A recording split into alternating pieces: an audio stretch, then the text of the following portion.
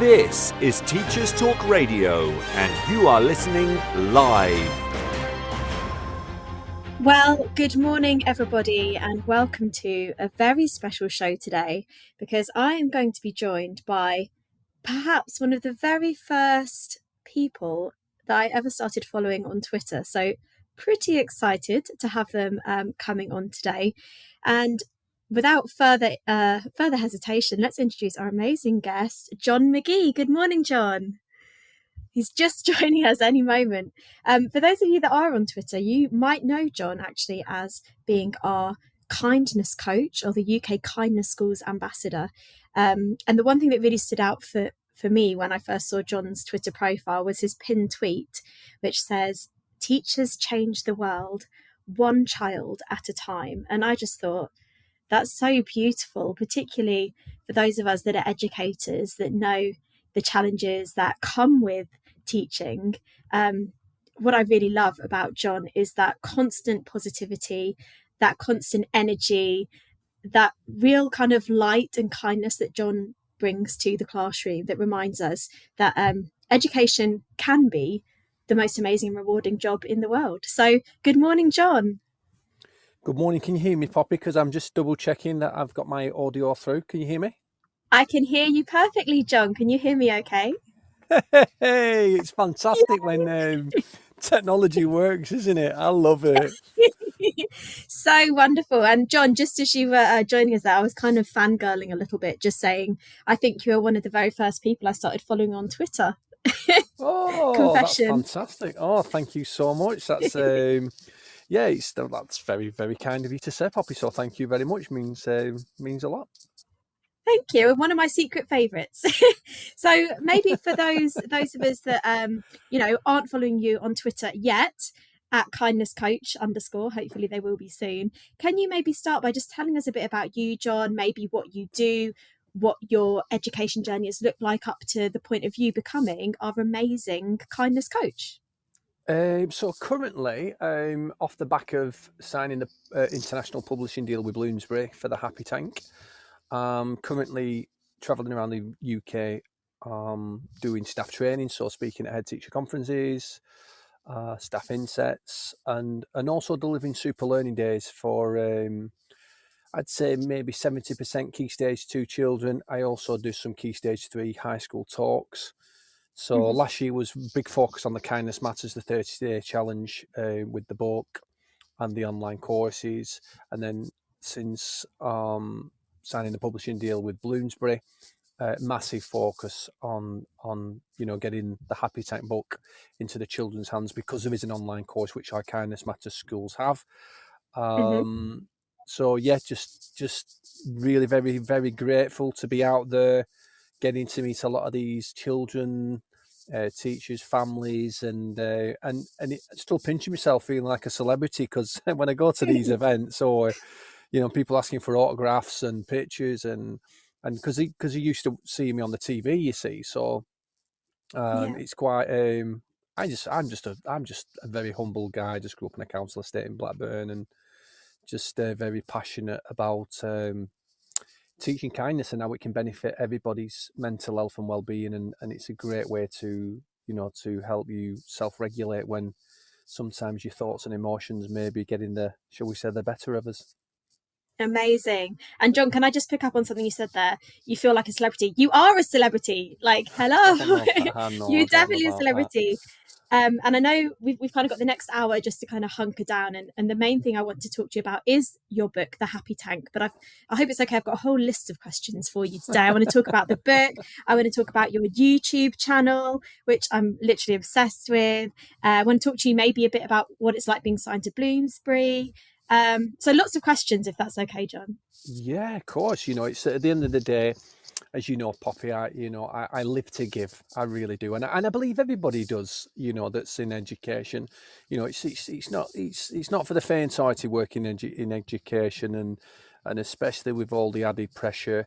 I mean, I bumped into a teacher yesterday by the beach, and she said it's a small world because everybody knows each other in education, don't they? And I'd worked with one of her friends who's a head teacher at a school, and she was sort of saying, give me the kids all day long. It's all the other stuff that goes with it, and I think that's the challenge, isn't it, in education? This all the other red tape. But Exactly. yeah, we're in it for the kids, aren't we? We're in it to make a difference, to be of service, and it's the greatest job in the world. It is indeed the greatest job in the world, but I totally hear what you're saying there, John. As someone who was a primary school teacher for 11 years, it is the best job in the world, but it's all that stuff outside of the classroom, isn't it? All those, the paperwork and policies, which we need in education, maybe. Yeah. But I think you're right. I think teachers are kind. We do have kind hearts, and I think that's what I love about your book, and what I love about everything you're doing actually is just reminding us of that, reminding us of why we went into teaching, reminding us of that effect we can have. And back to, I was talking at the start of the show here about your pinned tweet on your Twitter profile, which is how teachers can change the world one child at a time. What I love about that, John, is like, okay, we might feel as teachers that we don't have the power. There's that awful saying, those who can't teach. I know you've heard that, that. Yeah. And someone said to me once, oh, I didn't want to be a teacher, I wanted to actually do stuff. And I was like, don't forget how powerful teachers can be. We're, talking to the next generation of adults, we're nurturing them. And that's what I think is great about your book, which we're going to get onto in a sec, The Happy Tank, because it's more than education. It's more than the academic side. It's reminding us how we can support children. And actually, I know we'll talk later about your TV channel on YouTube. But what I love about Kindness Matters TV, there's this one video on there that really stands out for me. It's a tiny video. It's where you're talking to Yusuf. I don't know if you remember the video that I'm on about, John. Oh yeah, I met that child. Little Yusuf. Yeah. And it's only about a 10-second video, and in it you're talking to this boy in the classroom about why people should read your book, The Happy Tank, and he just says it would just make us more confident. And I thought, wow, like if that's not our job as a teacher, I don't know what is. It's just about giving children that confidence. So yeah, I've got so many questions. Yeah. So maybe let's start then. For those that haven't yet bought your new book, The Happy Tank, can you maybe tell us why The Happy Tank? Where did this fantastic idea come from? Well, it actually came from children. It came from Key Stage 2 children in a little seaside town called Blackpool. And I was currently working around schools in East Lancashire. And then when the pandemic came, one of my friends, Roger Farley, was an executive head at Westminster Primary Academy at the time. I have about 20 odd schools that they're like my regular schools, because they've been friends over the years that I get round and go and deliver stuff, do a talk, so on and so forth. But I couldn't get around the schools because of, the spread of virus and, the precautions in place.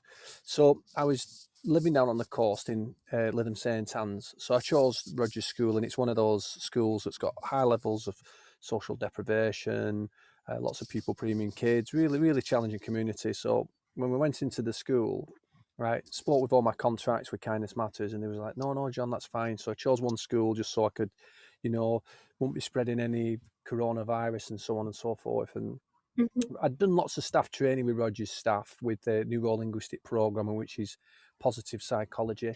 And the impact that I'd had on his staff was phenomenal, because then they were filtering it down to the kids and working with the children. And he said, look, I just need you to go in there and just work your magic, John. Just do what you do best. And he just said, you're not going to believe what they're worrying about.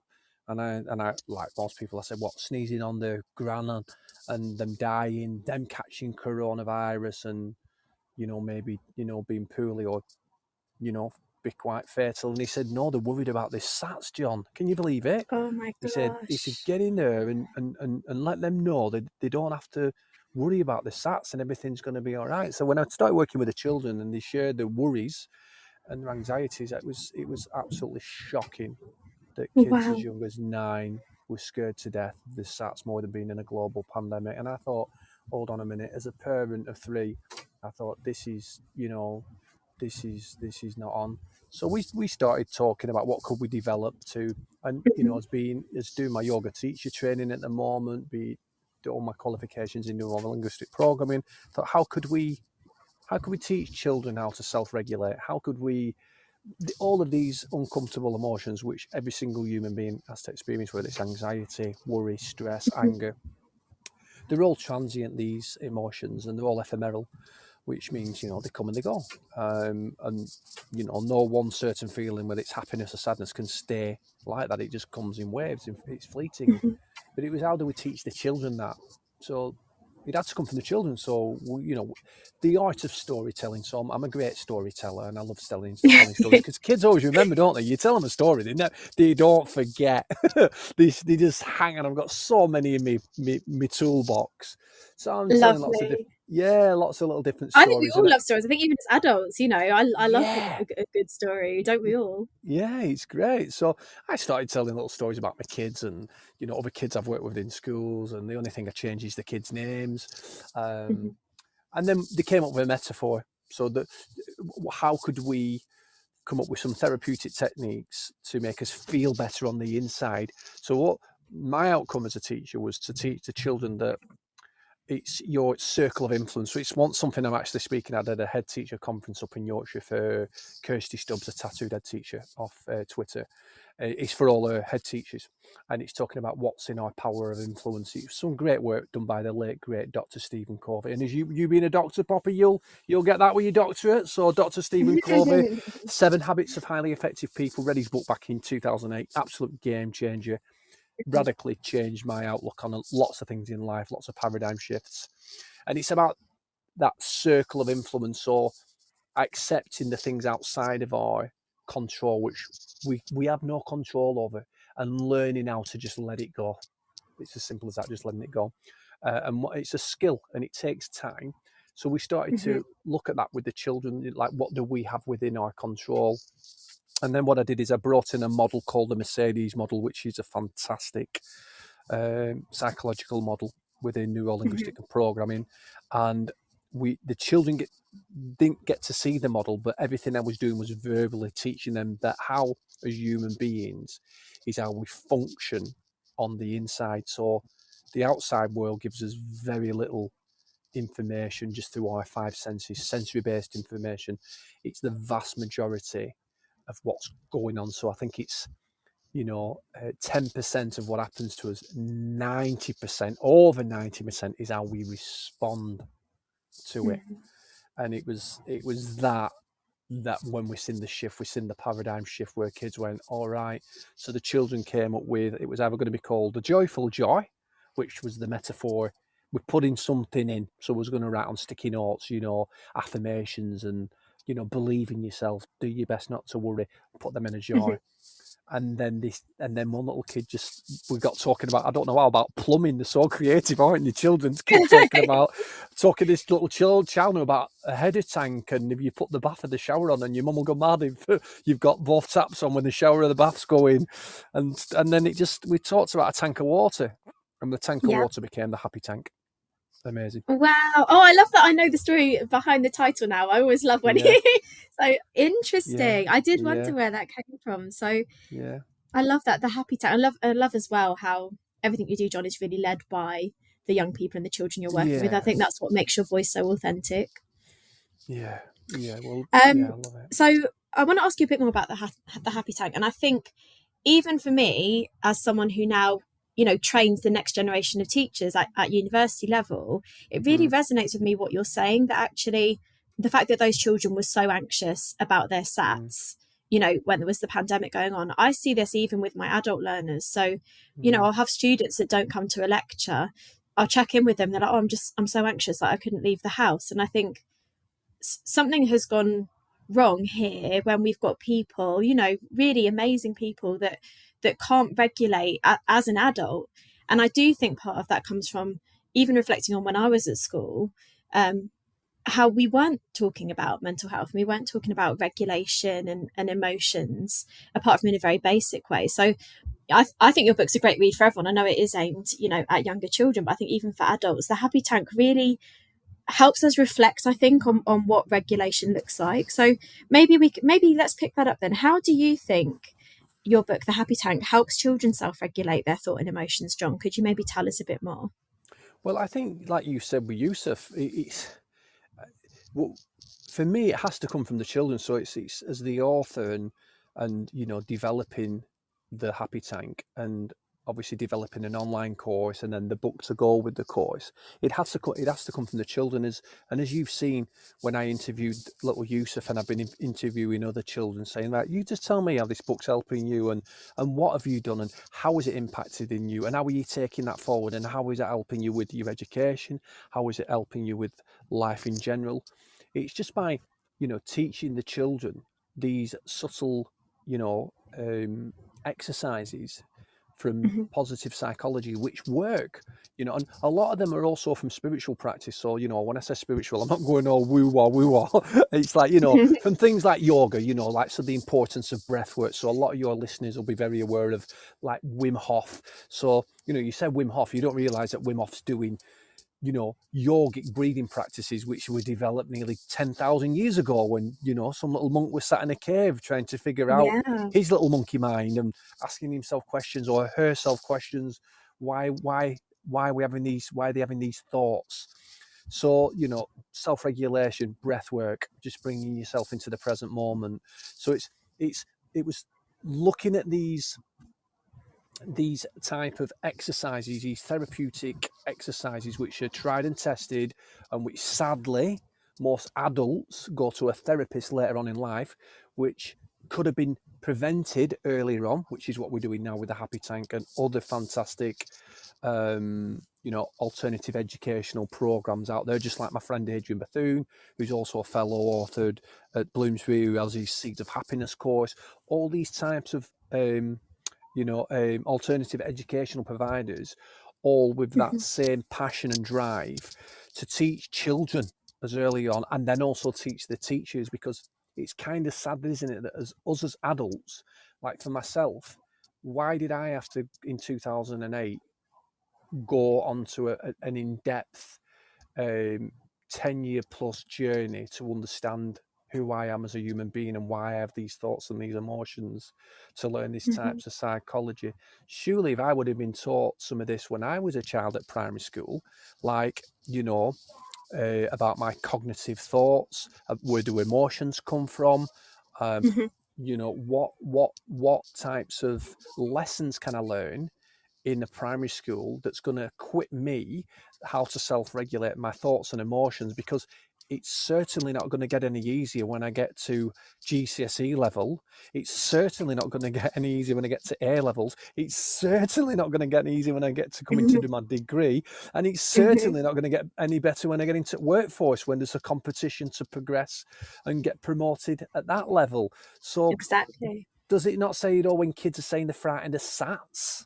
So when that's going on, if we don't teach our children, whether it's with the Happy Tank or any other type of therapeutic programs, how to self-regulate their thoughts and emotions, then I'm sorry, we're failing those kids.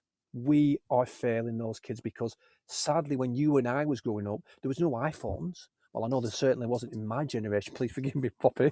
There certainly was no. You are right. I had a Nokia brick when I was about 16. There you go, the good old Nokia brick. I think I had a walkie-talkie. I think, John, I could store five texts at a time.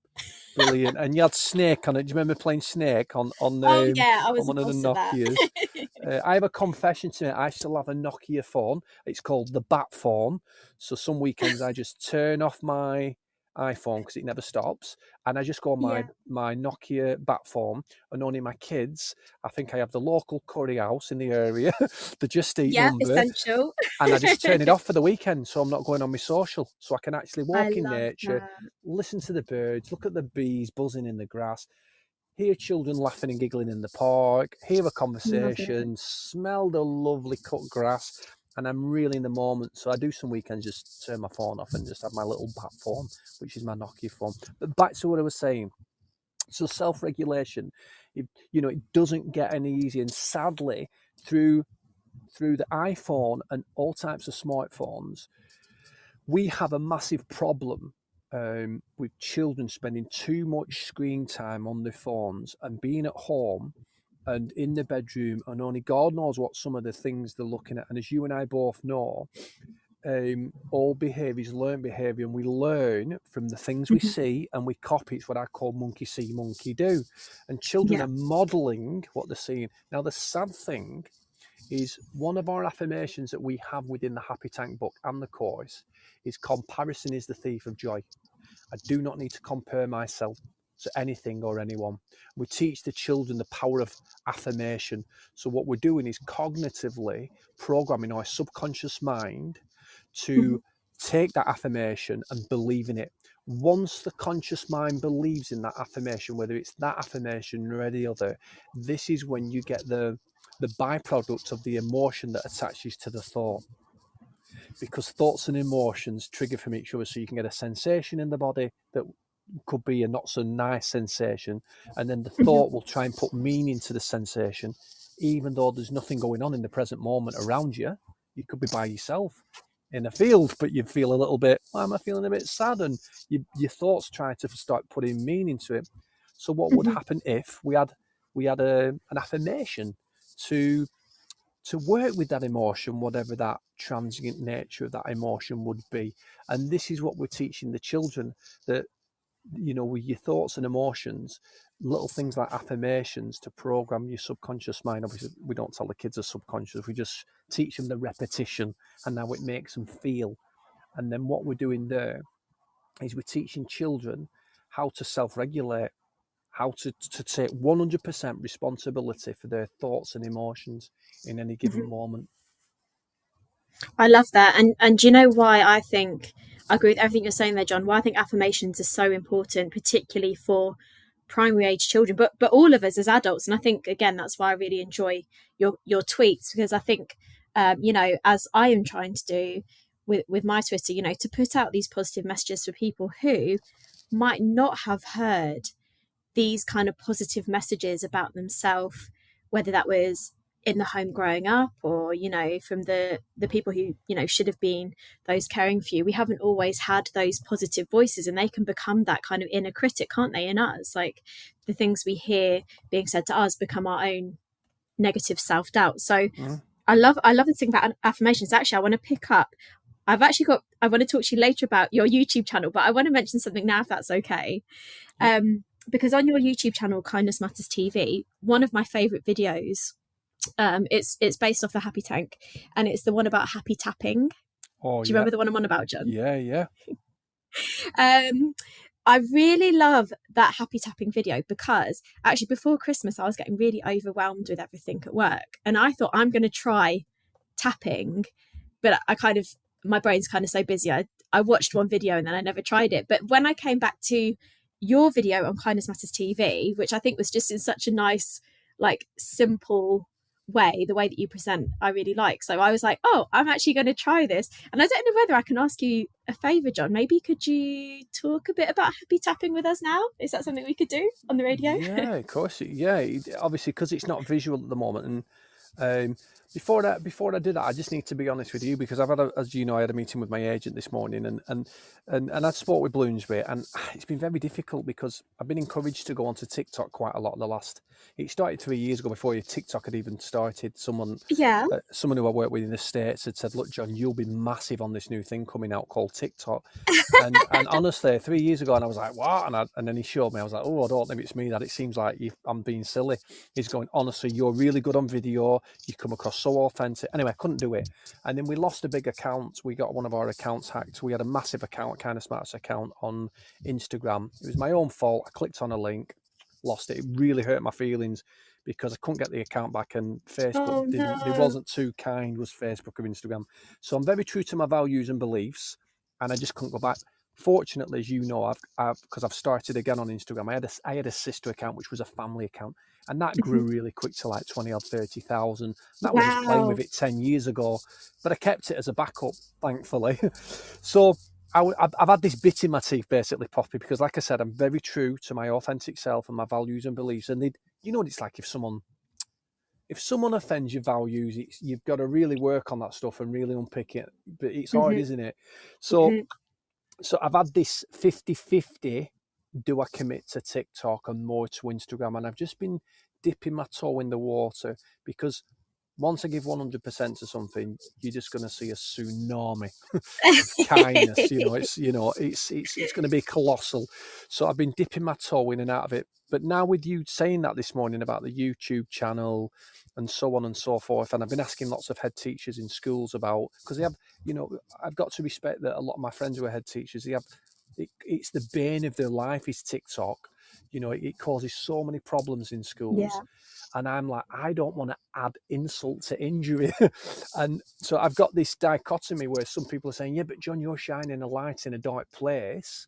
Definitely. Where kids will come and watch your stuff. And then I've got my stuff going on in my head, which I'm thinking, am I sort of selling out? Am I coming across thingy? So I'm very grateful that you've shared that this morning, talking about, the impact, what you've seen on the YouTube channel and other things. Because back to your original question with the happy tapping, it is a visual exercise. So any of your listeners, I'd encourage them to go and look on the YouTube channel. Mm-hmm. And we can share. We'll get sharing that as well. Yeah. And happy tapping is based off something called EFT, emotionally focused therapy. It's very, very powerful. Deals with a lot of trauma. When you tend to do one-to-one counselling or coaching with somebody that's come for some sessions, there's always a lot of trauma comes up. So there's a lot of tears. A lot of stuff laid down in the subconscious early on in life, because it all tends to go back to the inner child. So teaching children this at a very early age, these tapping points, and working with different types of emotions and different types of scripts. So we have scripts that I've written and developed myself, and working with other fantastic therapists to work with stuff like anxiety, worry, anger, all these types of emotions that come up, and teaching children how to use the affirmations within the tapping. It's very, very powerful therapy, and to teach children. So what we did with the Happy Tank book was, when I worked with my psychologist and my coach and mentor, we wanted to be quite I can't believe I'm saying this live on air. We wanted to be I did something covertly. So the way it's written, it's also written for adults. Because if you've got an adult sitting down, or a teacher reading the Happy Tank book to a child, we wanted the reader, if it was an adult, to go, for example, say they was reading the chapter on gratitude, and they're reading the book, and I love that chapter. Yeah, and then they go, oh, I never thought about that. There is a lot of things to be grateful for. Oh, and this is what I'm reading to my child about. I can't be unhappy and grateful at the same time. I never thought about that. Oh, he's onto some of that, John Magee. So if I am feeling unhappy, I just have to say things I'm grateful for. Like, I'm grateful for my partner. I'm grateful for my home, and and how does that make me feel? So what me and my coach did, and my trainer, was to look at an angle so that when an adult's reading it to a child, they're actually getting a bit of therapy themselves. And it's working. It's working. It's working, which is great. So although the book's been written for children, 9 times out of 10 it'll also be read by a teacher or an adult or a carer. So yeah, and I think as well, the way that you've written it in a child-friendly way, that's what's great about the book. Like when I got the copy, like, it's so colourful, it's like got the little cartoon illustrations all the way through. Just actually makes it really accessible for particularly for people like myself, neurodiverse. Like, I don't want a whole page of text. Like, I've already zoned out. What I love about your book is so accessible, the bite-sized information, that you're totally right, John. I think for adults or children, it is just so easy for us to digest. Yeah, 100%, and that's what it's about. Because you'll know from your doctorate, you could dish out some big words just like I could, with psychology words, and people go, what are you talking about? What does that even mean? So it's like, how do you distill that down? How do you break that down so it's in your linguistics where it's accessible and you can understand it? you're not talking about synapses or the neurological pathways, Yeah, or what so we're not going into meta tags and stuff like that. So it's like, how do you break that down in a child-friendly language that kids can exactly. understand, teachers can understand, adults can understand, but then having the Exactly. impact. Well, you've definitely achieved that, John. Right, 1 second. We're just going to remind everyone who we're here with, and then we'll be back to talk to you more about your book. Thank you. This is Teachers Talk Radio, and you are listening live.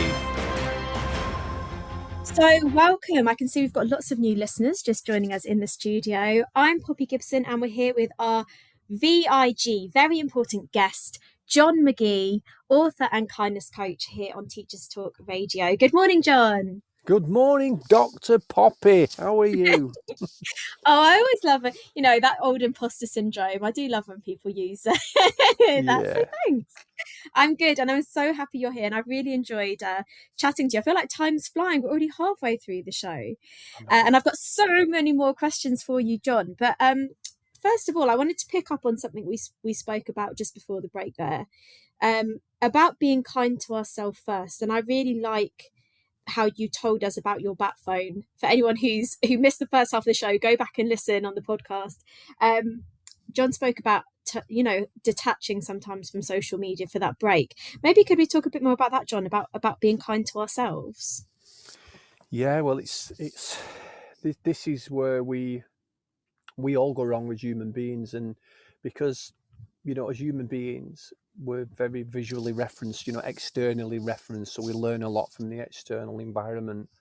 Mm-hmm. But the skill is, in lots of spirituality, they talk a lot about mindfulness, meditation, closing your eyes and going inside. And some of your listeners may or may not have heard of the quote, which is happiness is an inside job.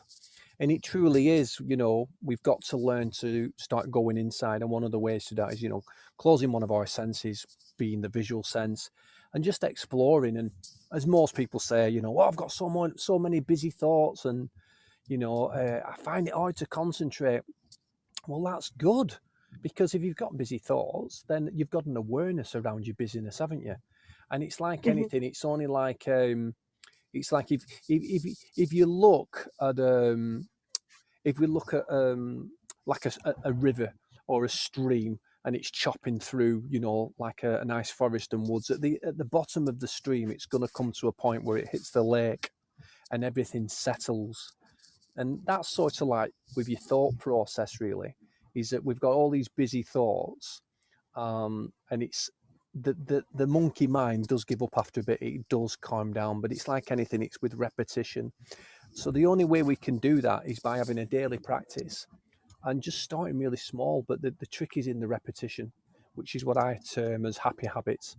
So how do we form happy habits? It's by doing something called time blocking. So we block out our calendar every day at a certain time, and nothing gets within that, because we're no good to others if we can't take care of ourselves. It's the old oxygen Yeah, mask story, which is within the definitely. Happy Tank book. And sadly, I'm having a massive push on this, because sadly it's upsetting me to hear so many great educators and leaders in education not taking care of themselves. They're fantastic at taking care of the staff and everything else, but then they're under so much pressure themselves and not taking care of themselves. So Yeah. I've got this big thing at the moment, which I'm talking a lot at head teacher conferences, is like, what are you going to do to start? What's it going to have to take? Is it going to take a breakdown? Is it going to take you feeling like you don't want to work in education anymore? Is it going to feel like, you get in that car every morning, that gut feeling, I don't know if I can do it today? Is that the point we have to get to? Mm-hmm. Or before we get to that, what if we could put something in place that can prevent that, and also make the job more enjoyable than what it already is? And what if we could put things in place which, when Ofsted are on the horizon, or there's been an issue within the school or outside the school, or there's been an issue of a child, same again, all outside of your control. What if there was a way to be able to respond to that external stimuli in a more positive manner, a more relaxed manner?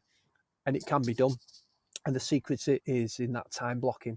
So blocking out your diary every day and Yeah. then learning something that works well for you. Now, I'm not saying the happy tank's the be all and end all to support everybody's well-being and to learn how to be kind to yourself. So for you, Poppy, it might be going for a walk in the morning at 6, just being out in nature for half an hour. For somebody else, it might be walking the dog. Somebody else, it might be going to the gym. Somebody else, it might be just sitting in the front room and having a cup of tea. The calm before the storm, so to speak. Yeah. Whatever I mean, it is. how long should that time block be, do you think, John? Is there like a kind of set time we should try and put in our diary each day? Like, Yes. how long? Yeah, when I spoke in Stoke-on-Trent at Haywood Academy the other week, I said to all the teaching staff, this was a high school, I encouraged them all to have an hour. And you do get a few wrigglers going, what, an hour in the morning? And then they said, well, what time do you get up, John? And I said, well, I get up quite a little bit later now. And they said, what time is that? And I said, well, I get up at 5. And they're like, ooh, 5?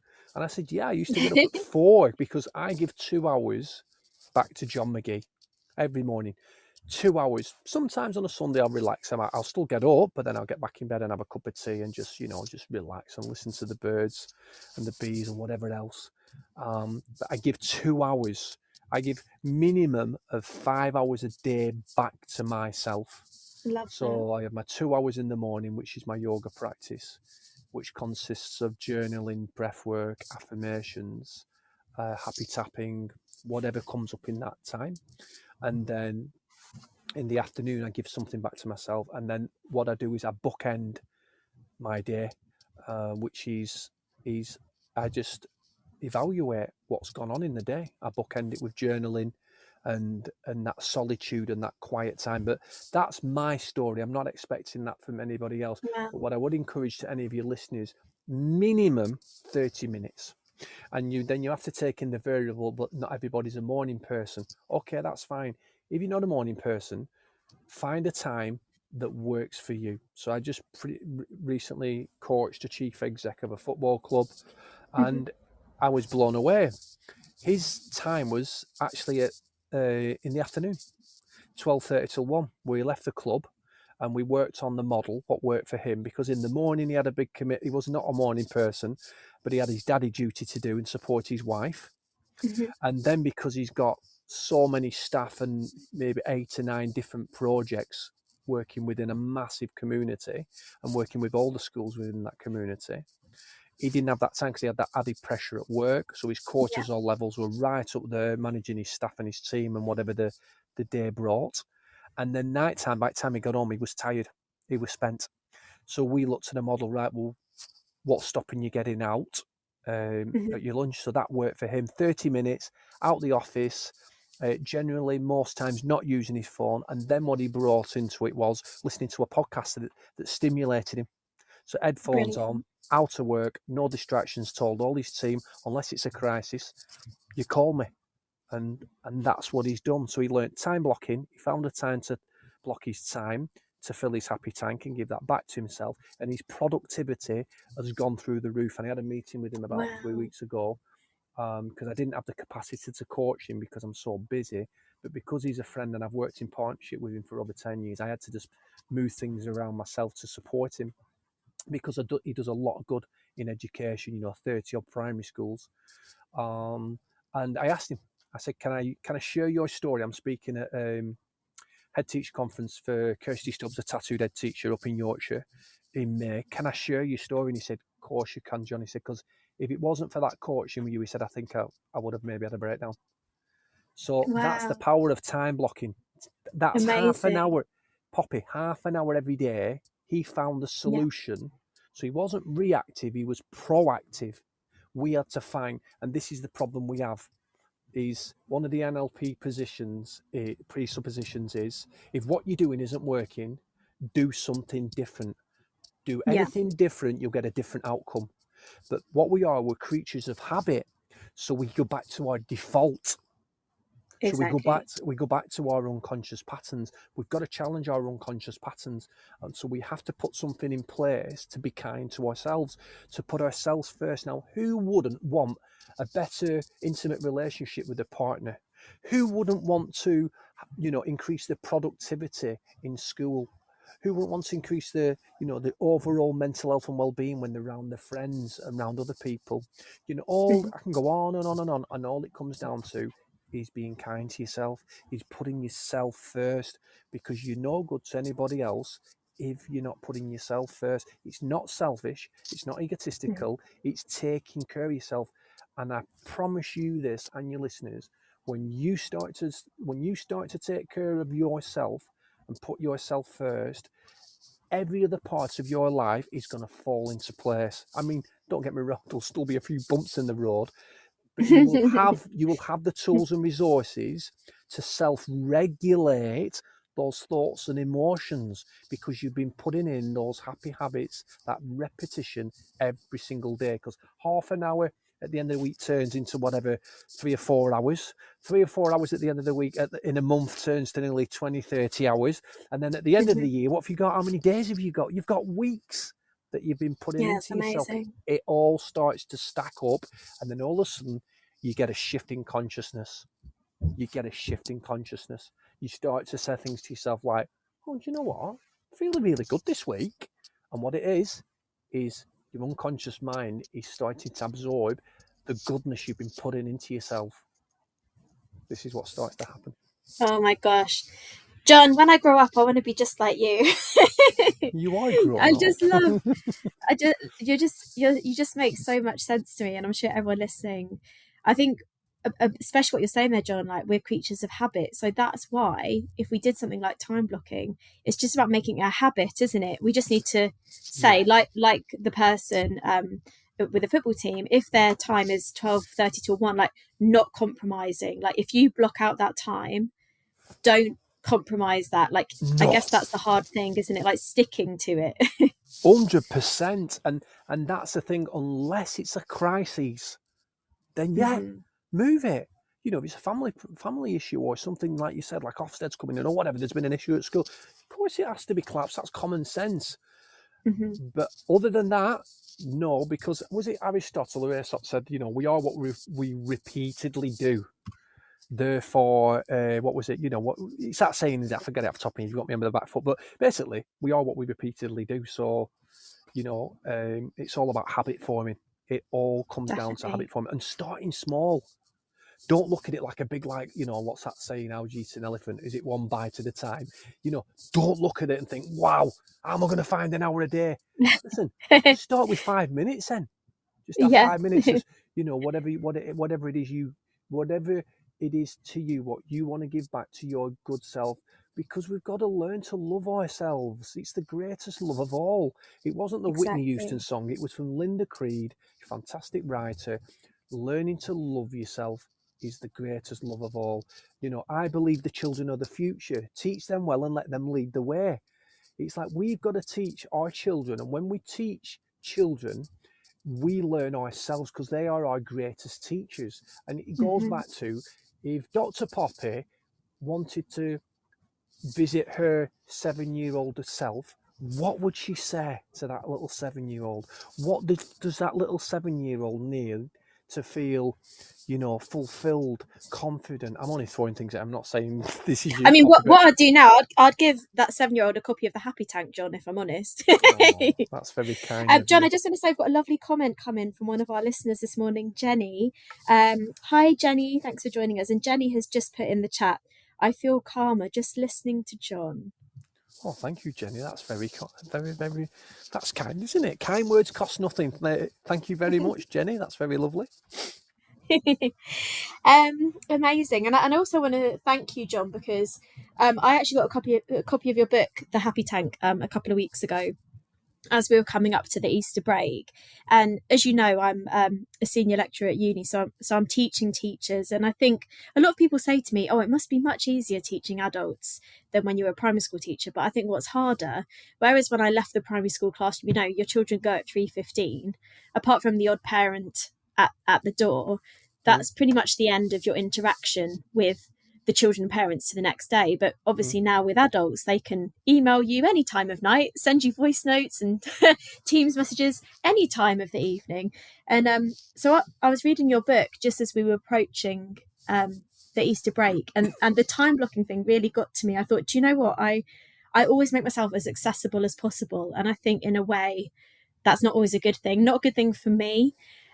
So what I did, John, and like I said, I have you to thank for this. When we were approaching the Easter break, so 2 weeks ago, I said to all my students, just to let you know, I've booked annual leave for the next 2 weeks. I'll be signing off 6 o'clock on Friday and not coming back till Monday the 17th, 9 a.m.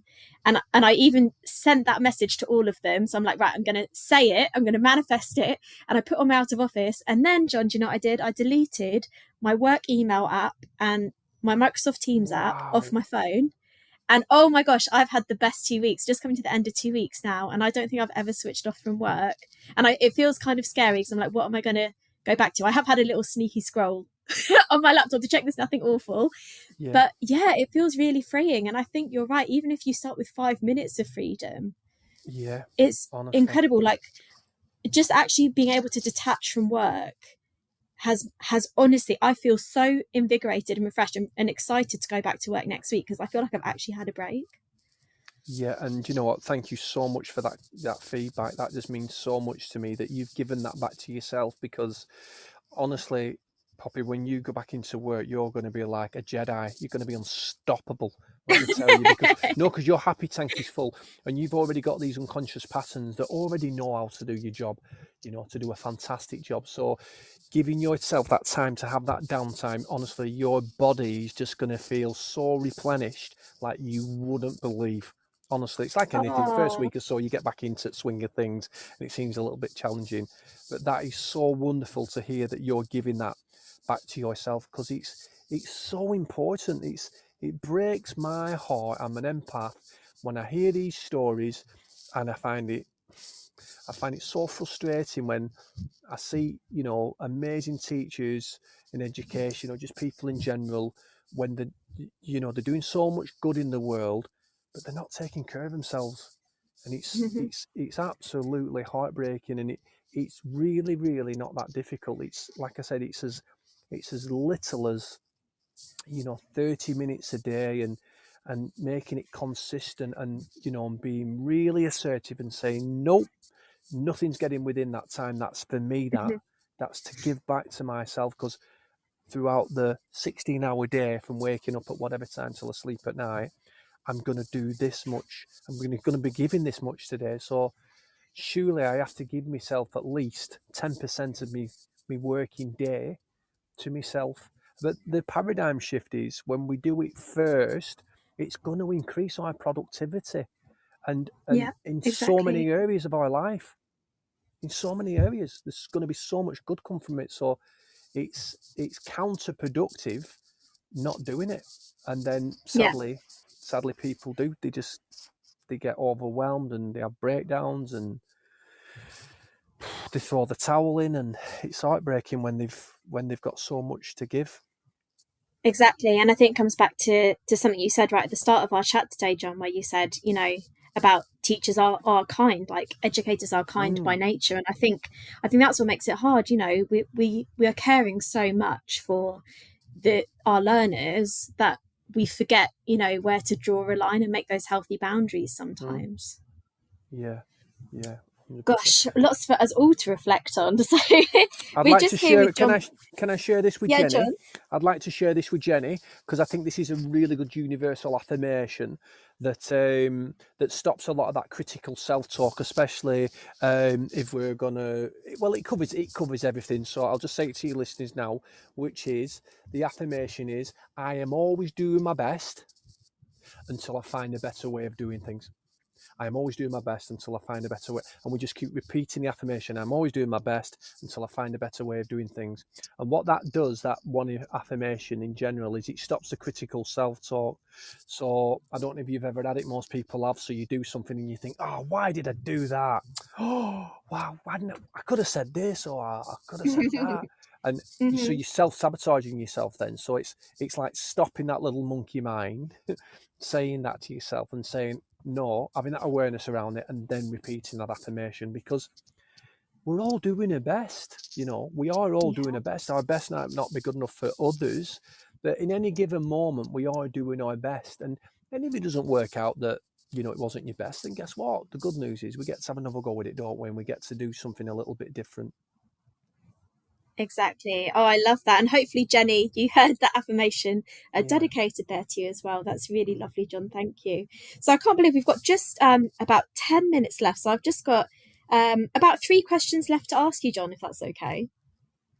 Yeah, I'm just looking on my phone. Can I type in this little message here? Can I input a message here? Yeah, you should be able just to input any messages there and press send and it will display. Oh, and we've got a thank you from Jenny. Thank you, Jenny. So, yep, John, do feel free to type. If you're listening back on the podcast, unfortunately, you won't be able to interact with the text. But for anyone who is listening live, do feel free to type in the chat.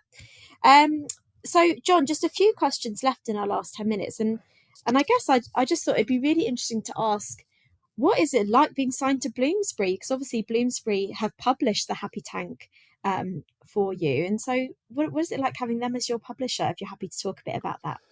Yeah, well, we had quite a few people sniffing around it, but I'd spoke to Andrew Cowley, who wrote Wellbeing in the Classroom, fantastic book. No, sorry, that's Adrian Bethune. He wrote the teacher toolkit, and they'd encouraged me. They said, "Look, we've signed to Bloomsbury. Have you ever thought of Bloomsbury?" And I was like, "Oh, I don't know." So then I spoke to my agent about it, and he was like, "I think it's a really good shout." So when we had the meeting with my editor, it just, Emily Badger, fantastic, beautiful human being. She just got it.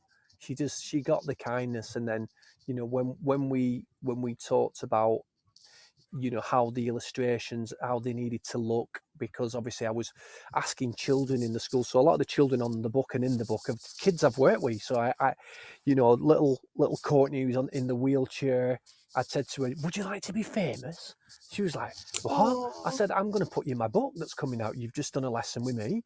She's like, "Really?" And I said, "And what about your friend Riley?" So I put Riley in the book because this little girl, when all the children were running out to play at break times, stayed in with little Courtney in her wheelchair and coloured with her, and it just touched my heart to see that kindness. Oh, Yeah, it was. it's beautiful. So Bloomsbury was, one of the things I did like about signing to Bloomsbury was, there's the possibilities of the book could go into 25 languages. We've already. I noticed that Wow. Barnes and Noble have signed up, which is massive in America. It's been W.H. Smith, Wordery, Waterston, have signed up, which is absolutely fantastic because then that helps. Amazing. Congratulations. Yeah, it's great, isn't it? And the marketing, they've been brilliant with the marketing.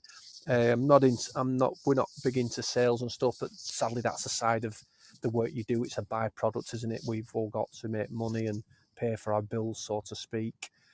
So they've been great with the marketing. So Laura Beveridge, who's the head of marketing, has been lovely. Ashwara, who does all the sales, helping get the books into schools, and yeah, they're just very well oiled, and they do know education, and they're very well respected within education. So like when I'm very blessed to, as you know, because I'm going to be seeing you hopefully this year because I'm speaking down in Essex. Yay! Fingers crossed. Yes, I'm Can you going please sign my copy of the Happy Tank, John? I'd be more than happy to. Poppy. So yeah, I'm down at Kensal Juniors in Essex in Benfleet.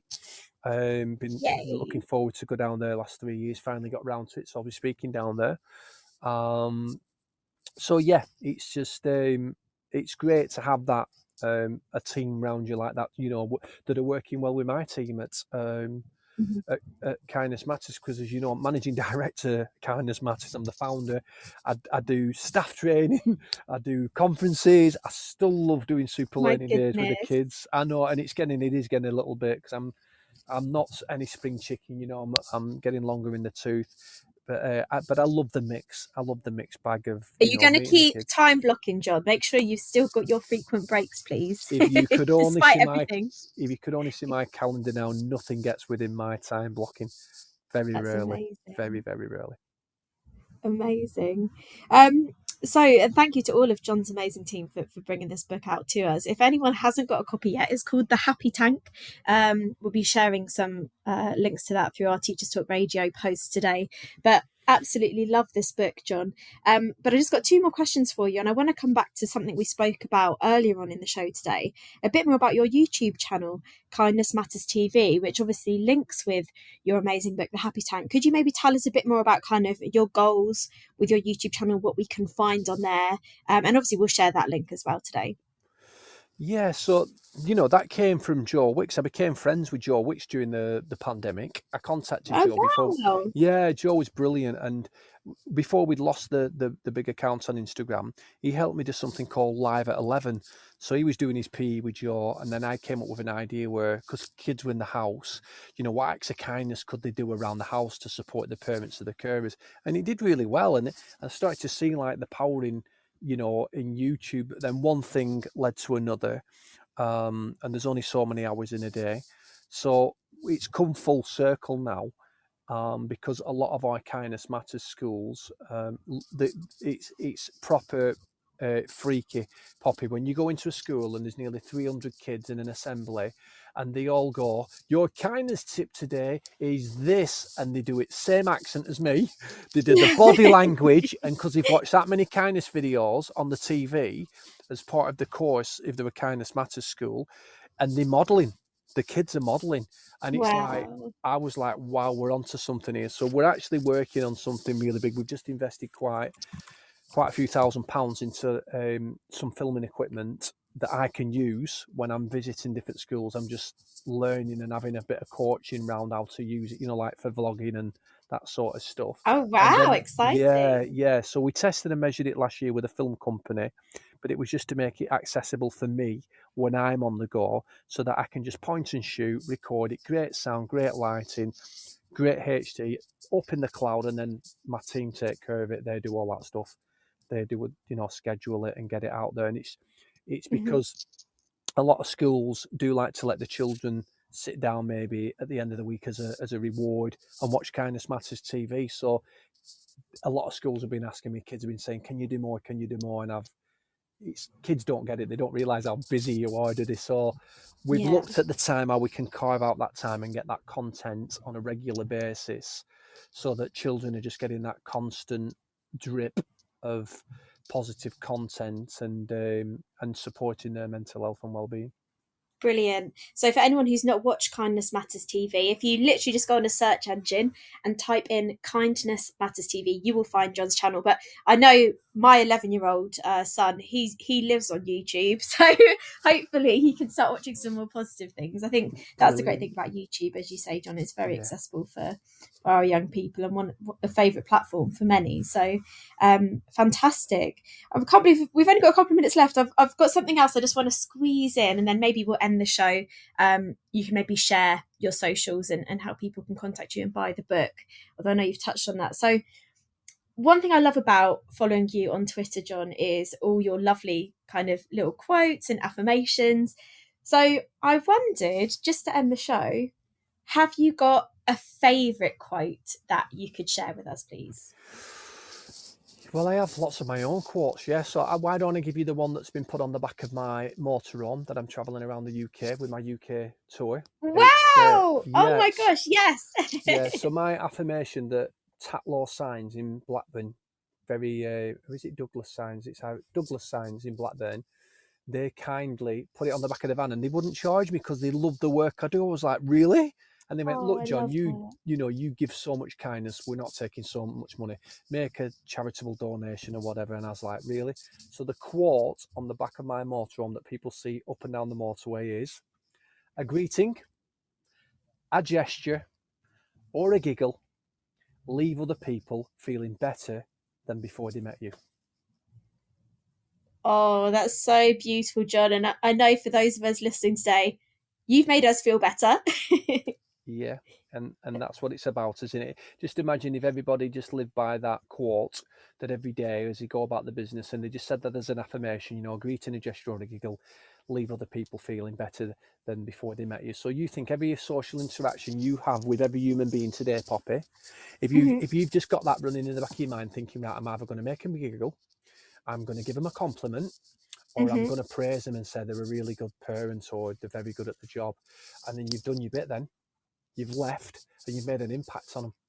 because they'll never Love forget. that. You know, people, was it Maya Angelou? You know, people often forget what you've said or what you've done, but they'll never forget how you make them feel. Feel. And that's what it's about, isn't it? We all want to feel good. We all want to be happy. Isn't that the pursuit of life, is happiness? And why not Definitely. make others happy? Because when we make others happy, it makes us happy too. Definitely. I love that. And I know whenever I ask my students at university, you know, tell me about teachers you remember, it is always those stories about teachers that built them up, that made them feel good, that nurtured them, that do stay with us. So I think that's such a valuable last message there, John. Thank you for sharing that with us. No, you're welcome. You're more than welcome. Thank you for And your then just kindness. in the final minute, I know we've been mostly speaking about your amazing book, The Happy Tank, but are there other ways that people can find you, connect with you, come and see the amazing stuff you're doing, John? Yeah, I just think Twitter's always a good point, you know, especially with your listeners being in education. So just follow kindnesscoach_ on Twitter, or just visit the website www.kindnessmatters.co.uk, and you find everything on there, every bit of information you want, really. Fantastic. And are you on LinkedIn as well, John, for any of those who enjoy a professional? I'm on LinkedIn, but I don't really use too much LinkedIn. I'm just more focused on my Twitter, and obviously with me and my team looking at the Kindness Matters TV and streamlining that with TikTok. There's more than enough to be done, really. So We don't need more platforms. Yeah, there's more than enough. Amazing. Thank you so much, John. So if anyone's not connected with John before, do come and get involved in some of these kind conversations. And John, just on behalf of me and Teachers Talk Radio, can I say a big thank you for your kindness in coming on the show today? No, you're more than welcome. Thank you for your kindness, and just keep up the good work. You're doing an absolutely fantastic job, Poppy. You know, keep inspiring your students. Keep on being you. Keep on being the kindness you want to see in the world. And, you know, together we can just make our world a little bit more kinder and a little bit more nicer, can't we? Definitely. Thank you so much, John. Let's all go out and be kind and keep that kindness ripple going. I wish you all the best for the weekend, John. Yep. Thank you for your kindness. Speak to you soon. Okay. Bye. Thank you. Bye-bye. Bye-bye.